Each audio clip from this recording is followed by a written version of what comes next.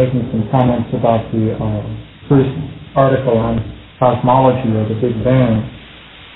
So essentially there are four main themes to this article, namely, first of all, that the scientists' theories are highly speculative. Secondly, that there are definite defects in these theories that can be pointed out. And then the third one is that the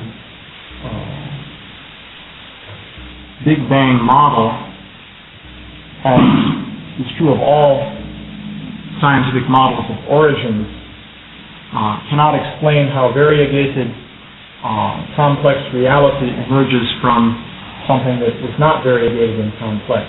That is, how can something come out of nothing? And then the fourth main point here is that the picture of reality presented in the Vedic scriptures is essentially what we call higher dimensional, to use a term borrowed from science. But the scientists themselves are proposing various things that are higher dimensional.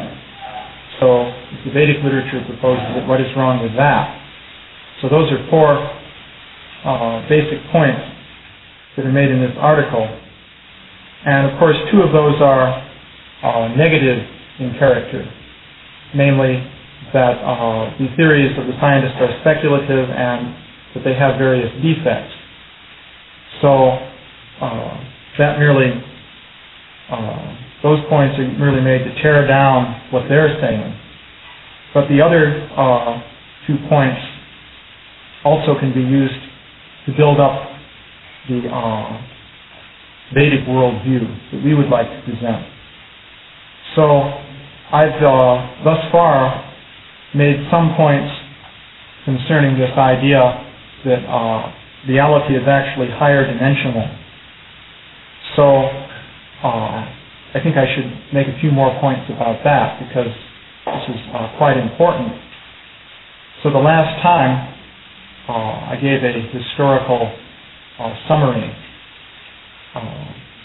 in which the basic point was that originally people believed in a universe in which there was room for a personal God. Outside of the shells of the universe, there's what in Europe is called the Empyrean realm, which we would call Vaikuntha. And this is where God as a person can have his kingdom. So this made it very easy to believe in God. After all, what are you going to put outside of the shells of the universe anyway?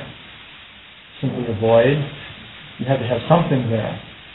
So what happened, though, with the development of modern cosmology and astronomy is that the idea of the universe with a covering and then a region outside in which God could exist was replaced with the idea that reality is three-dimensional Euclidean space that extends to infinity and is just full of matter.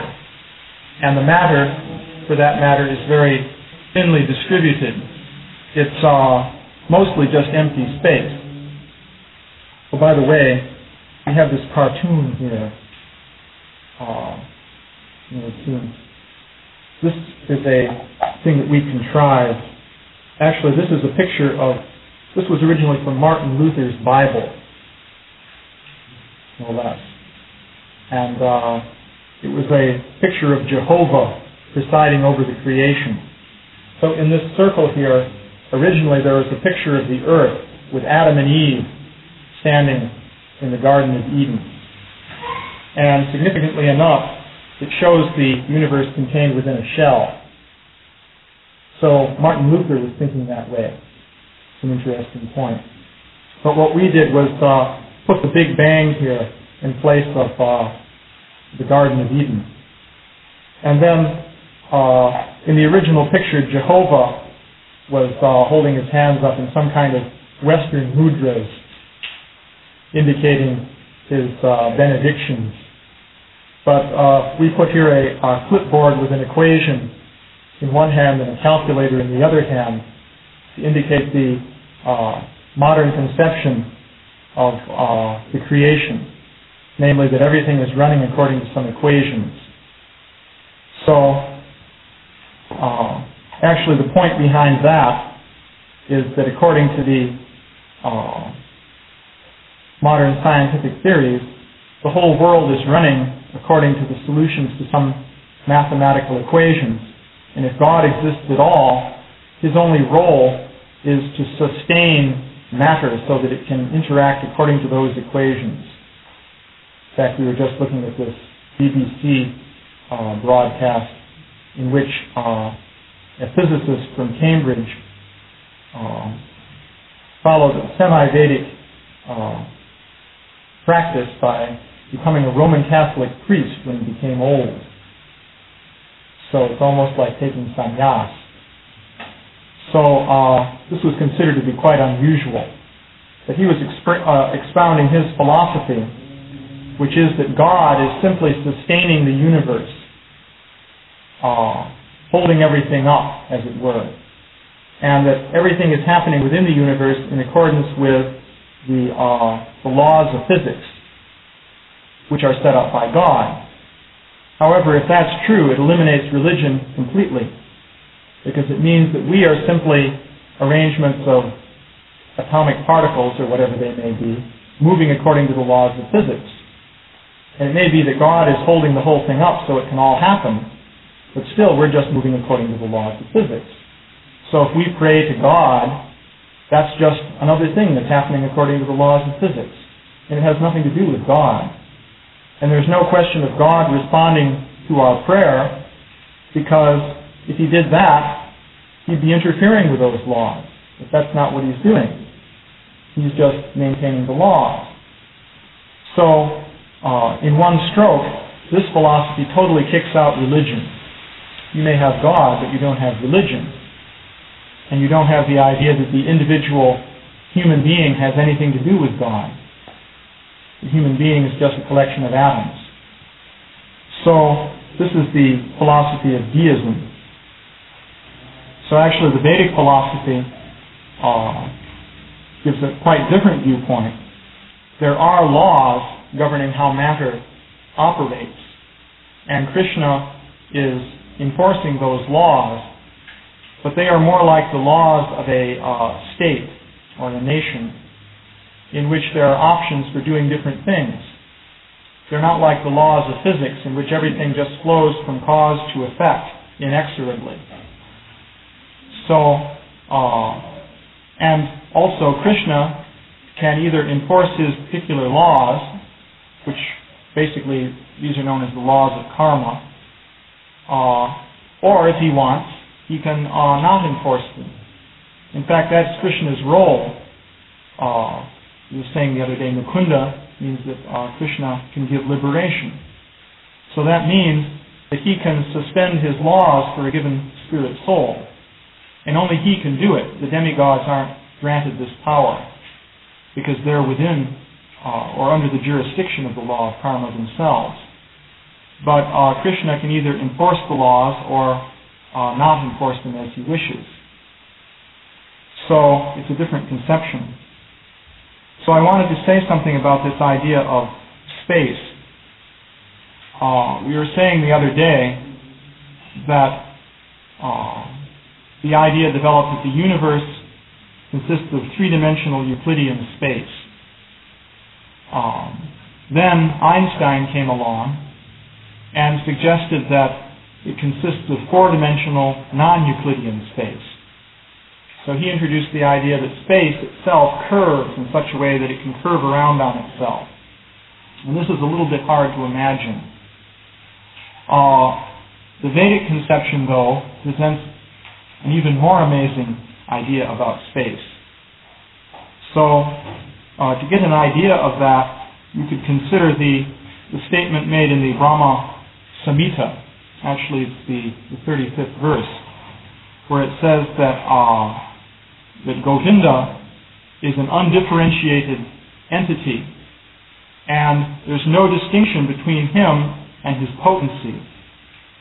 And it goes on to say that all of the universes are contained within the form of Govinda, But at the same time, Govinda is present in his fullness within every atom within the universe. So one can consider the implications of that. What is being said there is that within the personal form of Krishna, of course this is very much describing a personal form here, you have all the universes. So there's Krishna and there's all the universes there within him. So then you go into one of these universes, and then within that universe you pick out an atom, any atom you like. And you go down within that atom, so you have to tremendously reduce your scale of size to get down to an atom. And then within that atom, there's Krishna. And it explicitly says that in his fullness he's present there. It's not that just part of him is present, or some aspect of Krishna, or some manifestation of him, or something like that. But in his fullness he's present there, which means he's all there. But that means that within him there are all the universes again. And you can go down to within one of those universes, any one you like, and pick an atom, and then within that atom there's Krishna.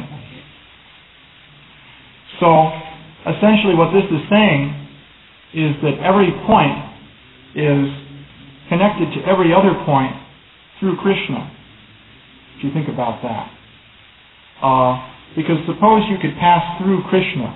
Now, this isn't even a speculative idea, because I'll give you a Shastric reference for it in a moment. But suppose you could pass through Krishna, then you could travel to any universe instantaneously. How could you do that?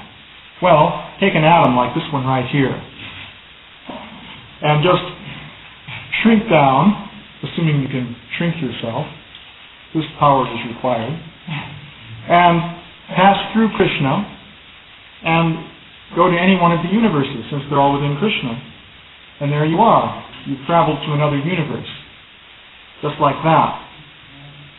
So actually, if you look in the Srimad Bhagavatam, you'll find many references which show that this kind of process actually works. For example, there are 2 occasions in which Mother Yasoda looks into Krishna's mouth and sees the entire universe. In fact, it's described there that, for example, when Krishna was accused of eating dirt by his cowherd boyfriends, he said, "No, I'm not eating dirt.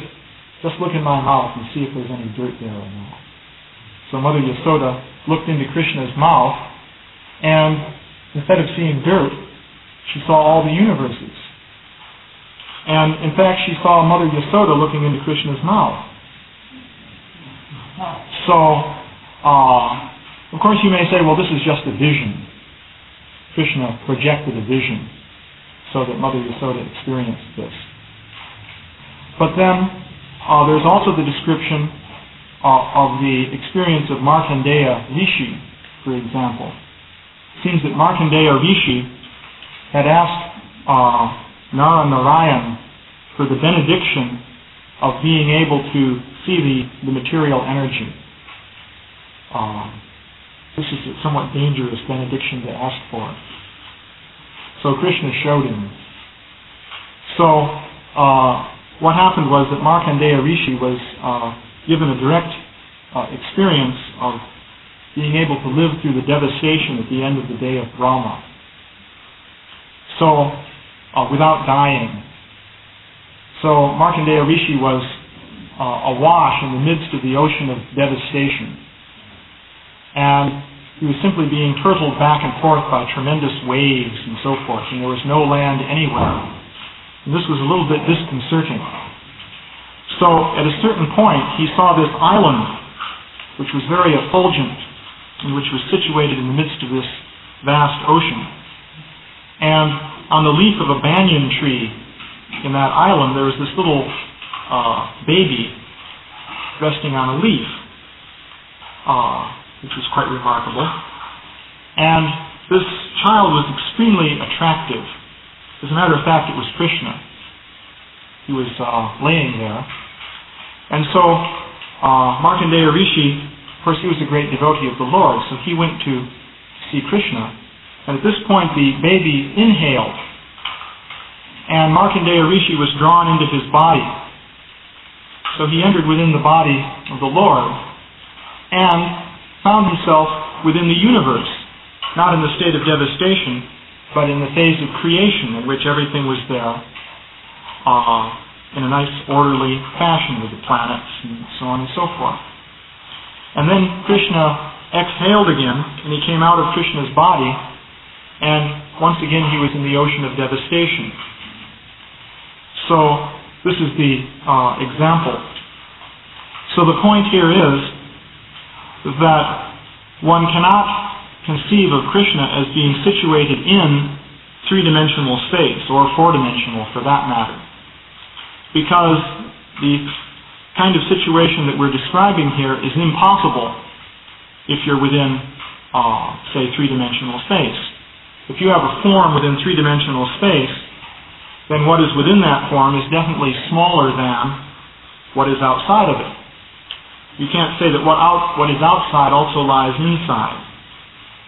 But in the case of Krishna, that is the fact. Actually, you can look at...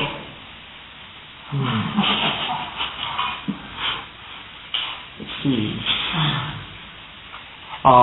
not walking out and disagreeing. Right. He's sort of like an avaduta.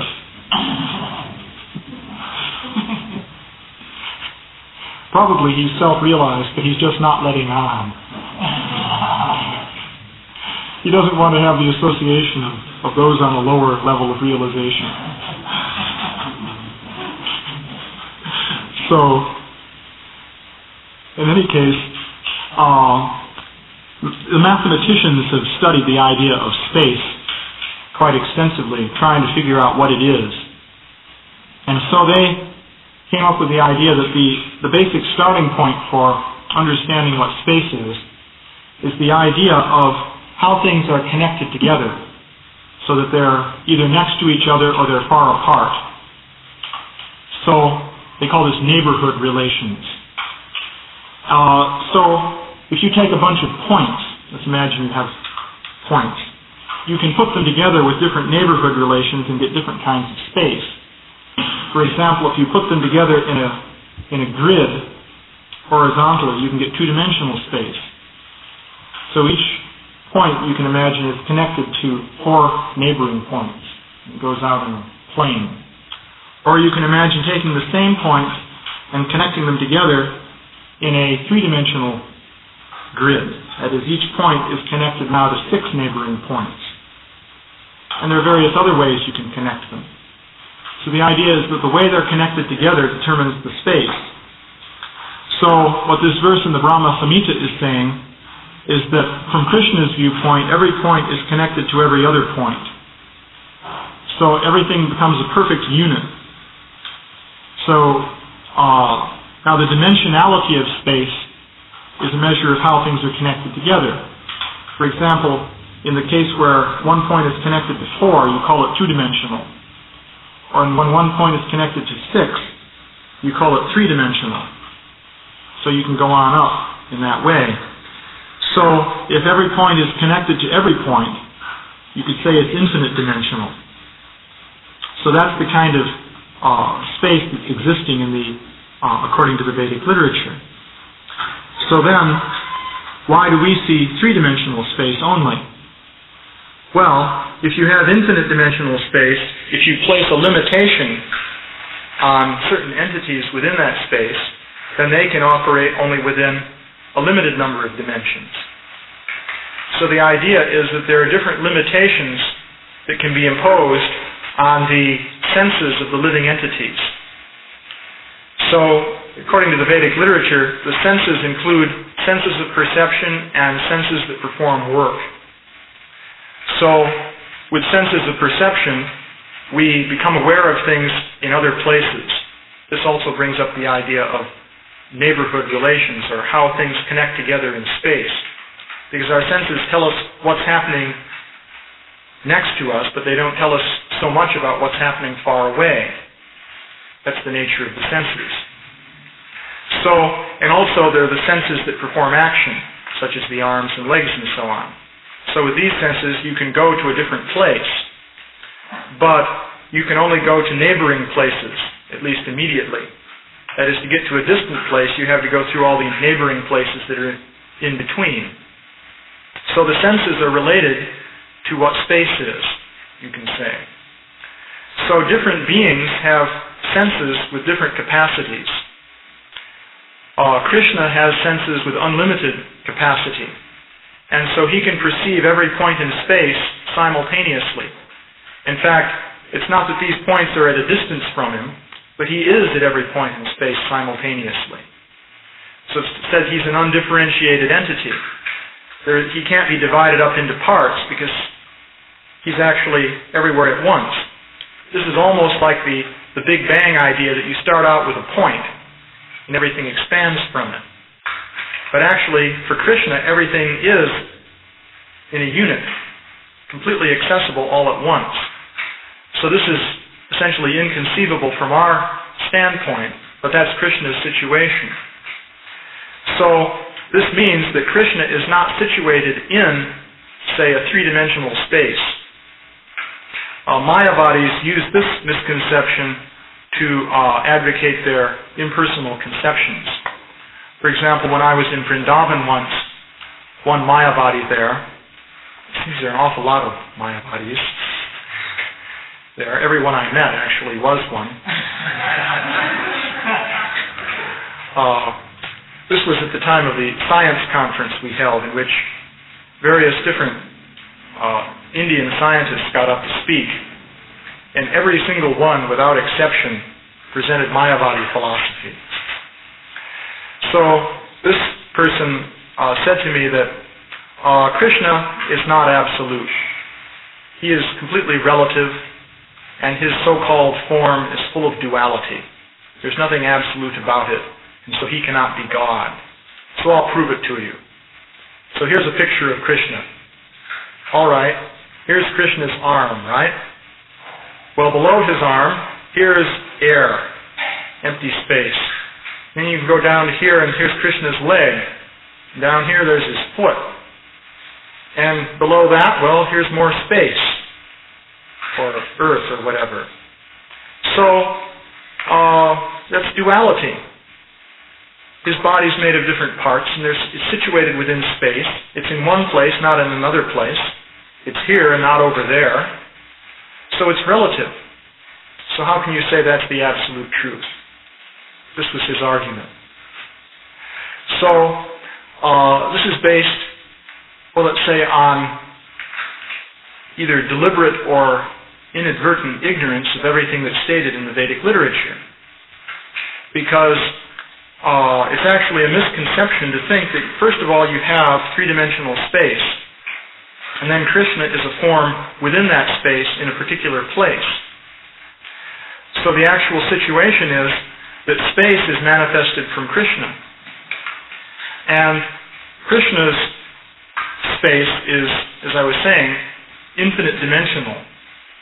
And all of it is subsumed within Krishna's form all at once.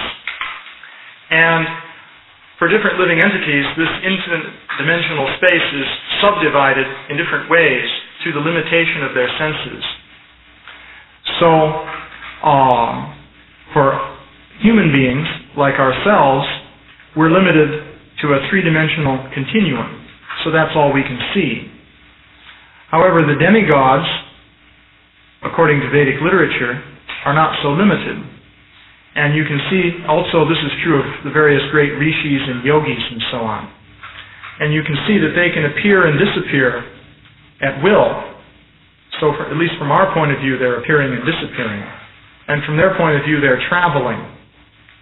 For example, it's described that a yogi, Srila Prabhupada said actually this still happens, a yogi in Haridwar or somewhere like that could enter the Ganges River and emerge at Allahabad to participate in the Kumbh Mela. So it's not exactly that he swims underwater holding his breath. Of course, they're very expert at holding their breath, but still that's not the method. somehow he just enters there and emerges in the other location. So for him, the way things are connected together is different than it is for us. Also, there's the Prapti Siddhi, in which, for example, in the Nectar of Devotion, Srila Prabhupada makes the point that a yogi can reach out and touch the moon with his finger. So you might ask, well, how can that be? The moon is very far away. And by any standards, it's certainly far away. So how is it the yogi can just reach and touch it with his finger? Or a yogi can reach out from here and pick some pomegranates in Afghanistan. That was one example. And they'll be here in his hand. So this indicates for him things are connected differently. Because how does he reach all the way to Afghanistan? So the basic idea then is the demigods have a higher degree of connectivity that they can operate in. And then personalities such as Narada Muni are even more powerful than the demigods in this regard. They can travel directly to Vaikuntha, for example. For example, I was just reading about how when Dhruva Maharaj was liberated, a Vaikuntha airplane came to pick him up. This took him to Vaikuntha. So there's actually air transport, so to speak, between the earth and Vaikuntha. A flower airplane can come down and you can get on board and go to Vaikuntha. If you have a spiritual body, that is. And Srila Prabhupada pointed out that unless you have a spiritual form, then it's simply not possible to do this. Even the great sages and demigods can't do it. They can't even think of how to do it. In fact, many of them don't even know that it's possible. So this was a basic point we wanted to make.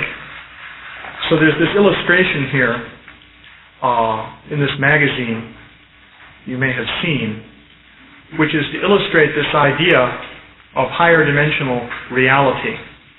Actually, the outlines in this figure here are what is known as a tesseract.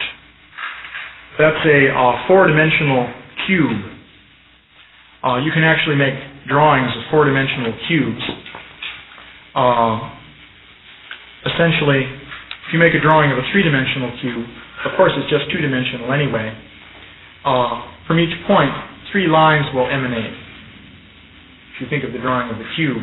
Well, in a drawing of a four-dimensional cube, from each line, you have to have from each point, you have to have 4 lines emanating. So that's what we have here. But we put here New York City on one face of this cube, and we put a sort of heavenly scene. Perhaps, maybe it's in the heavenly planets or something, on the other face of the cube, to indicate how within the same space you can have different realms of existence. So, and of course, as I was saying, this is the Vedic conception, but the scientists themselves have played around with similar ideas. So therefore, one shouldn't regard these ideas as being completely impossible a priori. For example, I pointed out this idea that in quantum mechanics, the universe is continually splitting into copies of itself, and the copies no longer communicate with one another. So according to this idea, we're having a certain experience, but this is only one universe. There's another universe that's branching off from this one in which we have different experiences. For example, there's another universe which branched off from this one, say, 10 years ago. In that universe, we're not here today, but we're doing something else. Or maybe we got run over by a car or something. And then another universe that branched off 50 years ago. In that one, maybe some of us don't exist. Or maybe we're quite different. And so on. So there's this theory, which some scientists seriously contemplate, according to which all these parallel universes exist. but we can't see them. Other scientists think that this is all complete nonsense, of course. But it is seriously considered. So the point there is that if they can speculate about things like that, it's not such a far-out idea. We expect that we can understand God, but it's not going to fit into a test tube or you're not able to see him without limited perception. We have to play out the important role. Is the scientific framing of thought, is that a bona fide argument, or how would you argue that if you were playing devil's advocate? Well, we of course do argue this. It's a basic point, which is also made in this magazine. That point is made that the scientist's method of understanding reality is, in fact, to try and manipulate it and take it apart. The paradigm for that is a child taking apart a clock to try and figure out how it works, and then putting it back together again. So, if you can take something apart and put it back together again, then chances are you get a pretty good understanding of how it works. So that's the scientist's approach to things. So there are certain things that are within their grasp that they can try to take apart. You could say that these are the things that are nearby and of medium size, basically. But if things are very far away or very large, then there's no way you can take them apart. And if they're very small, it's also not possible to take them apart. So the scientists are actually limited to sort of a medium range. That's why Srila Prabhupada said all their explanations take place in the middle. They can't explain ultimate origins of things. To explain ultimate origins, you have to go down to the very small, unlimitedly small things, and also to the unlimitedly large things. And also, there's the time dimension. You have to be able to go back in time. So,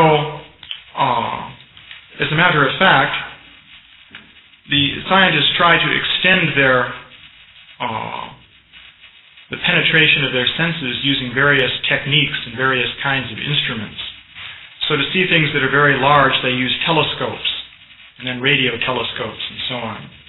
And to see the very small things, they use microscopes, and also these particle accelerators are intended to enable them to see very small things. That's what they're for. And to try to go backwards in time, they investigate the rocks in the earth, and they try to use to interpret these as records of what went on in the past. And then they try to use dating methods to find out how long ago these things happened. So in this way they try to gaze into the past. But these methods are imperfect, and they become more imperfect the further you try to extend your grasp. So, indeed, there's a fundamental limitation to science. That's a basic argument we would like to make.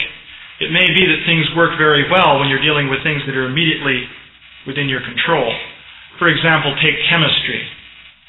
In the laboratory, you can mix together different chemicals and heat them and do different things with them and see that certain reactions take place, and that's more or less within your grasp. You can manipulate these things.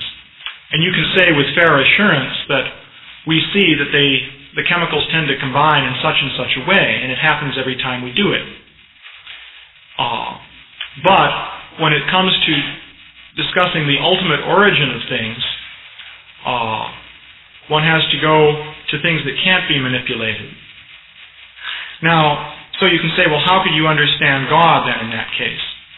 Well, of course, the basic point of our philosophy is that you can't understand God by the power of your senses or the power of your mind.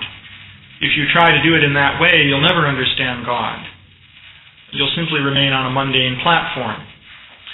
But if you surrender to Krishna, then Krishna, by his mercy, can tell you about himself.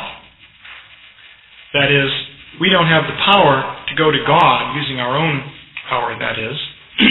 But Krishna has the power to come to us if he wants. There's no limitation on what Krishna can do. So, if we please Krishna and he decides that he wants to reveal himself to us, then he can just come to where we are and present himself in a way that we can understand. Of course, that doesn't mean that we can ever understand Krishna in his fullness, because Krishna is unlimited and we're limited. So how can the unlimited present itself completely to the limited? In that case, the limited entity would have to also become unlimited. So we can never understand Krishna in totality, but nonetheless we can understand Krishna to some extent. And Krishna, by his own power, can reveal himself to some extent to us. And so, of course, the basic principle in the Vedic literature is that if we surrender to Krishna, then he'll be pleased with us and he will reveal himself. So the basic premise of Bhakti Yoga is that Krishna actually wants to reveal himself to us. That's the natural state of affairs, and he will do it if only we're willing to cooperate with him. And cooperating with God means surrendering. For a very tiny entity, that's the only reasonable kind of cooperation you could have between a tiny entity and God. So, therefore, our proposal is that if there is Krishna, who's supremely powerful and all-knowing, and so on, then there's a possibility that one can understand ultimate reality by surrendering to Krishna and having Krishna reveal himself. This is an argument you can present to someone whose position is one of total skepticism, let's say. Let's say, he doesn't believe any of these things, he doesn't accept Shastra or anything like that. But you can say that as a matter of logic, if there is a supreme being who is endowed with all these powers and so on, then it's possible that you can understand that supreme being by surrendering to him, in which case he will reveal himself. That's a logical possibility. And the only way to really know if that works, of course, is to try it. How else could you know? If you say, I won't try it, but prove to me that it's so, then what possible sort of proof could there be? But you can try it.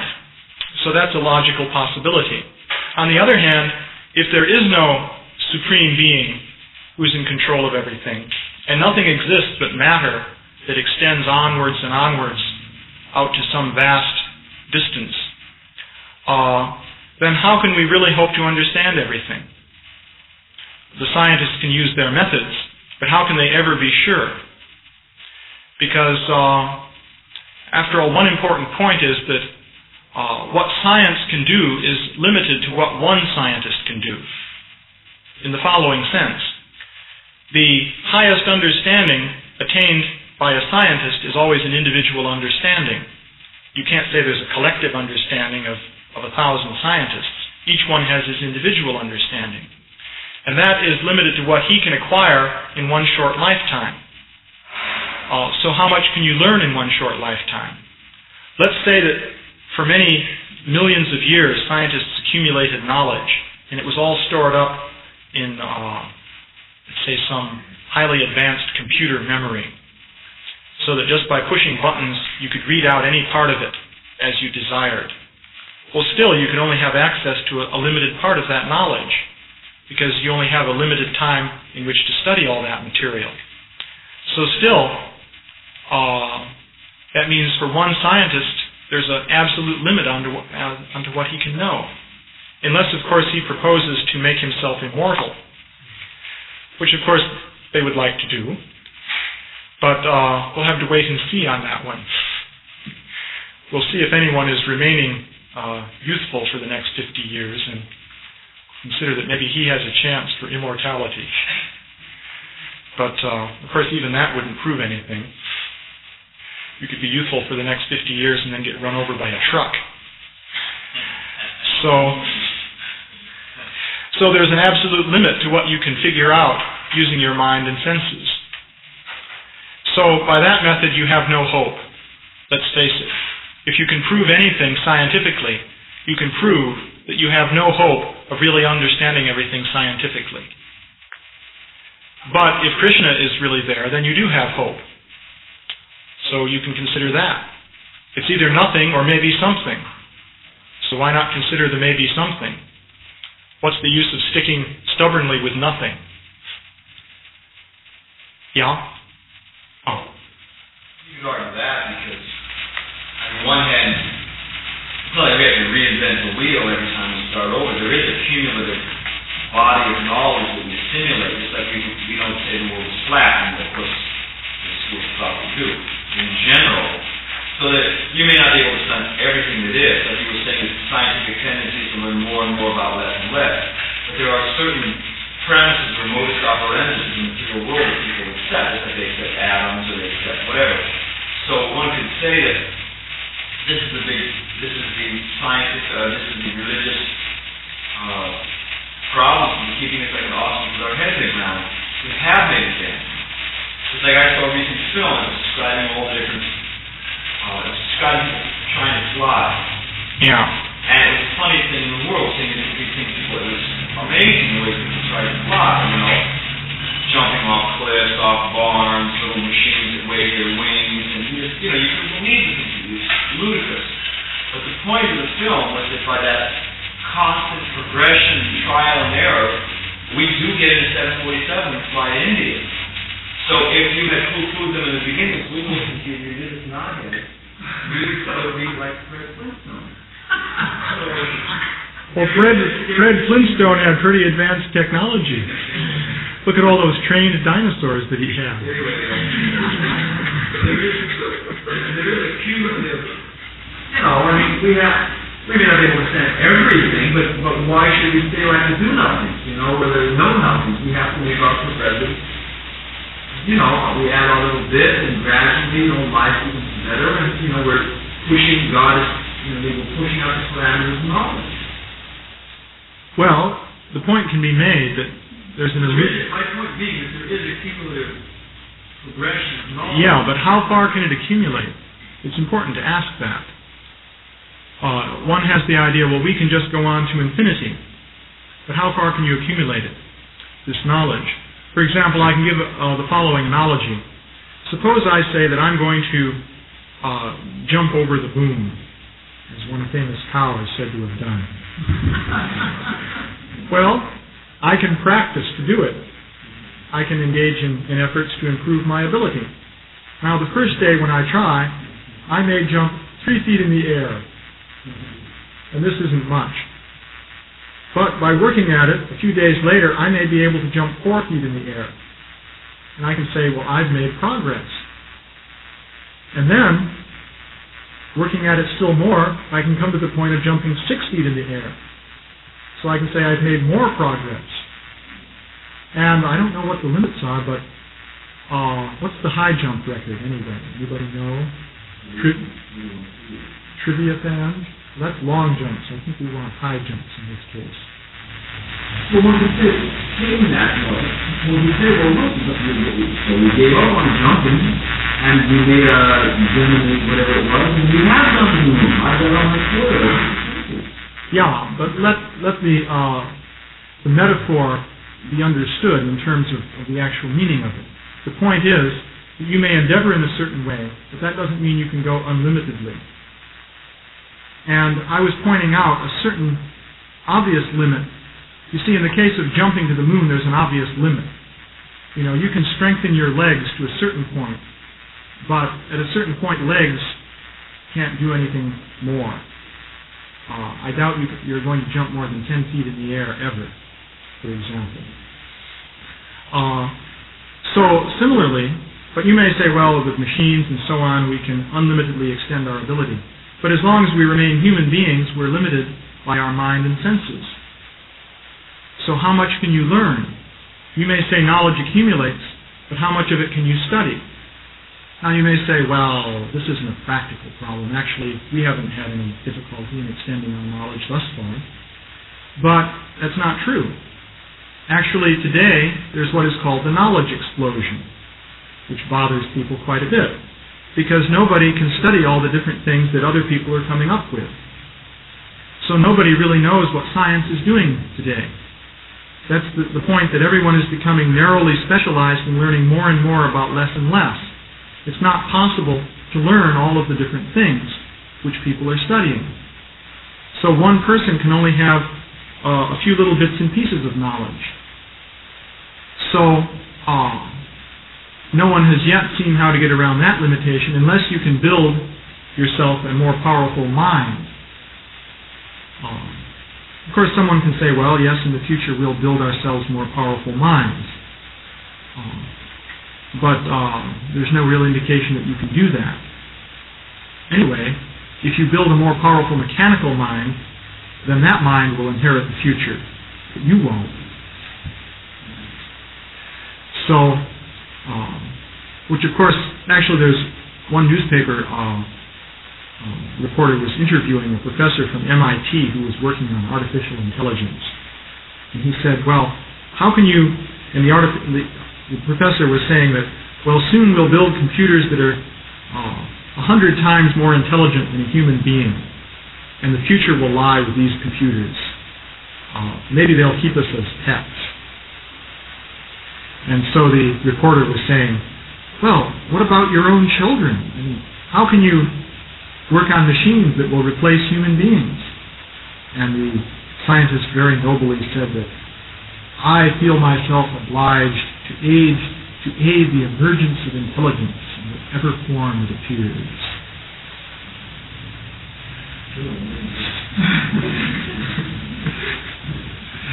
So, but there is that limitation on what you can know. So, yeah? I agree that listening to what you know, how can you bring them to the point of convincing them that knowledge is the greatest, and to work them. Otherwise, when they say, all right, we won't do well, this is the best thing now, this is the only thing now, it's better than it's not something that I don't know this, it's impossible to get up to the world, that's the knowledge I can do. So relatively speaking, the better off down in the world. Why should I accept the Vedic ones, even if there are scientific theories that are similar to the theory in the Vedic, there's no empirical proof for it. Well, let's take the empirical method.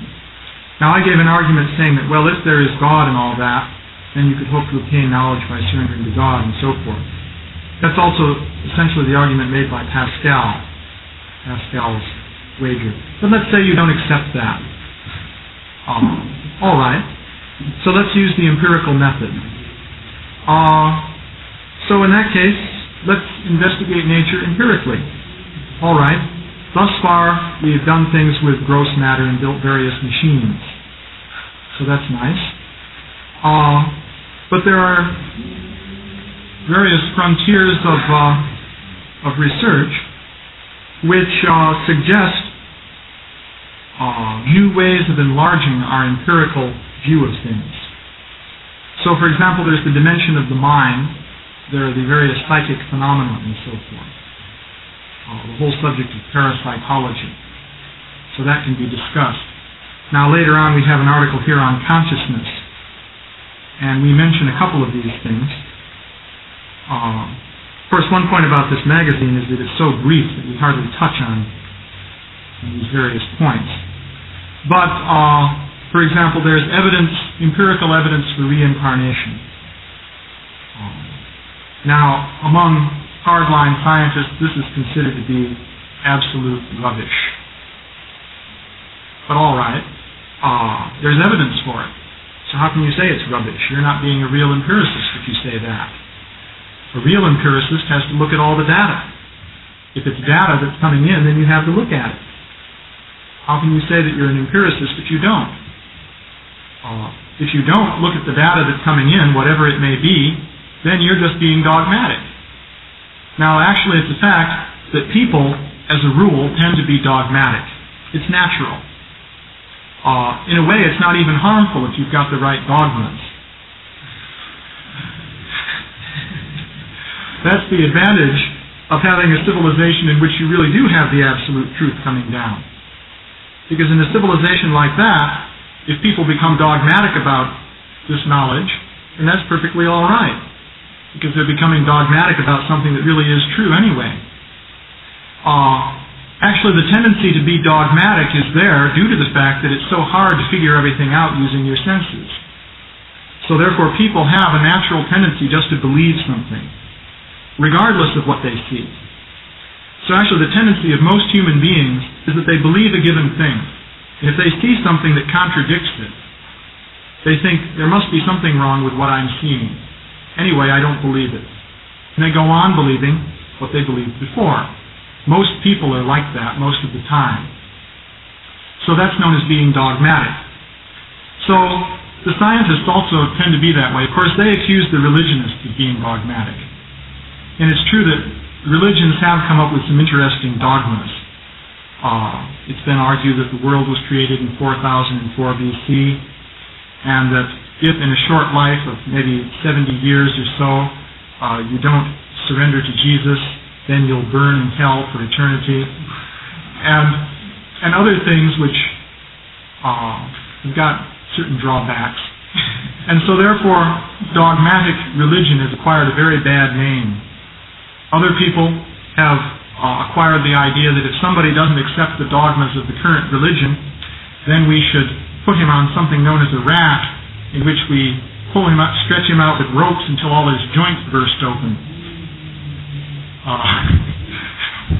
And meanwhile, we should light a fire under his back and stick sharp spikes under his fingernails. And then, finally, if he accepts our dogmas, then we should take him out and burn him at the stake. So these kinds of things gave religion a bad name, and the scientists are carrying on the noble tradition of opposing religious dogma in order to save people from this kind of thing.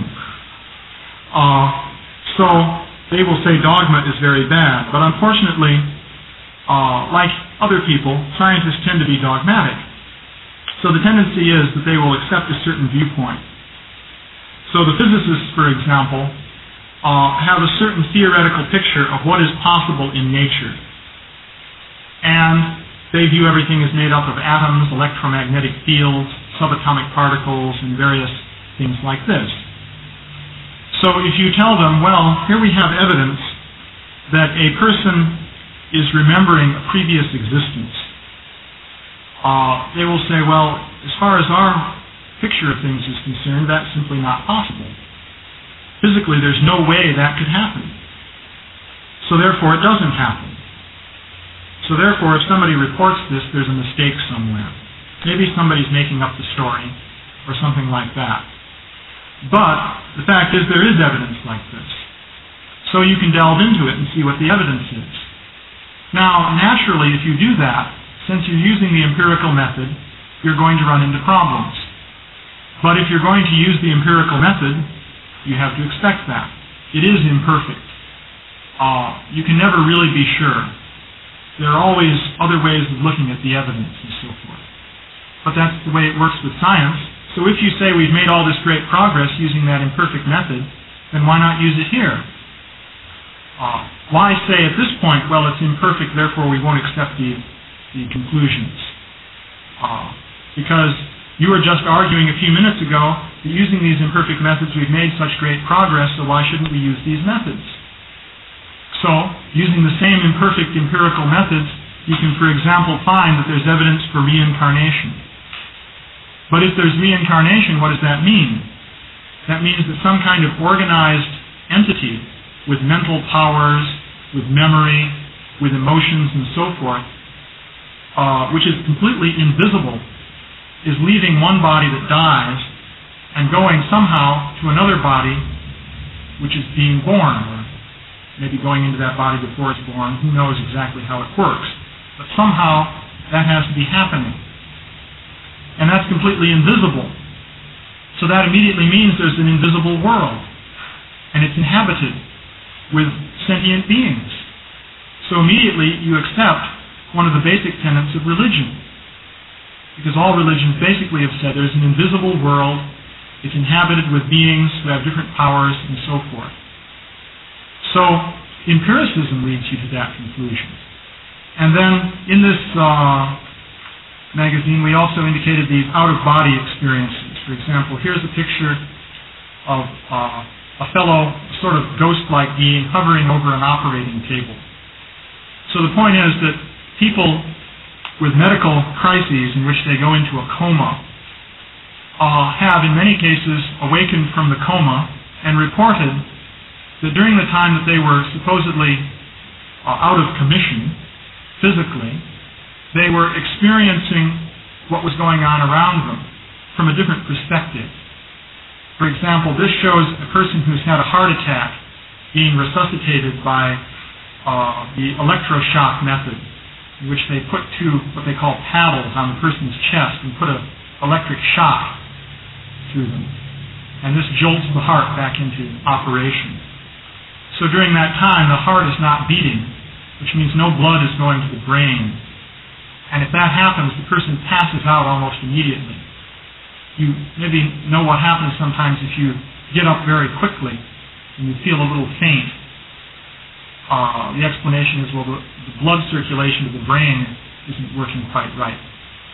So just for a moment, if the blood circulation is cut off, you begin to feel faint. So if the heart completely stops, you black out completely. At least this is the understanding that the doctors have of what happens.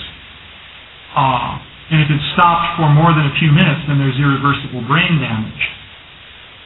So the idea is that this person's heart is stopped, his brain supposedly doesn't work according to medical science. This is empiricism, of course. You can say, well, maybe we don't understand things properly, but still, let's accept the progress that we've made in medicine. We're not against progress, right? So, accepting this progress, we accept this understanding. Well then, the person wakes up from the experience later on and says, well, doctor, while I was out, I saw what you were doing because I was floating above the operating table in a subtle form. And I heard everything you said. You said this and this, and you cracked a certain joke about my protruding abdomen, which I definitely dislike very strongly.